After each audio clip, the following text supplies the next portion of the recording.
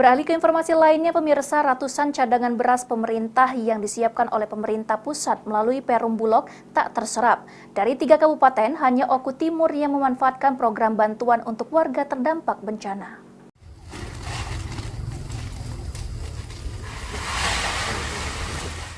Bulog Subdivre Oku memiliki cadangan beras sebanyak 300 ton untuk membantu masyarakat terdampak bencana. Beras ini untuk disalurkan ke 3 wilayah, Oku, Oku Selatan, dan Oku Timur, di mana masing-masing kabupaten diberi jatah 100 ton beras.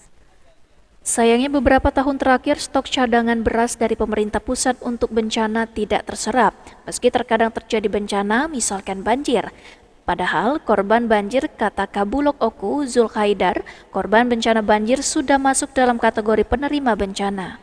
Untuk merealisasikan beras bantuan ini, pihak Dinas Sosial cukup mengajukan ke Bulog Oku. Jika ada pengajuan, maka akan diberikan bantuan beras terhadap korban terdampak banjir sebanyak 0,4 kg per orang per hari. Cadangan beras pemerintah di wilayah kerja Kancap Oku ada 300 ton, masing-masing 100 ton untuk Oku Induk, Oku Timur, dan Oku Selatan. Peruntukannya seperti apa, Dok? Peruntukannya untuk tanggap darurat bencana, yang pertama harus ada SK tanggap darurat Bupati. Kemudian Bupati menugas Dinas Sosial untuk mengambil beras di Bulog sesuai dengan masyarakat yang terdampak.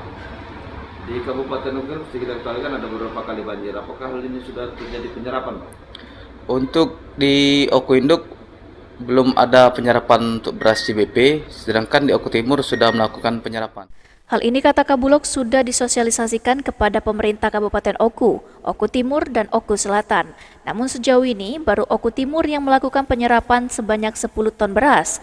Untuk itu, ia mengajak agar pemerintah daerah memanfaatkan beras bantuan ini untuk membantu masyarakat terdampak bencana. Ari Pranika, PAL TV.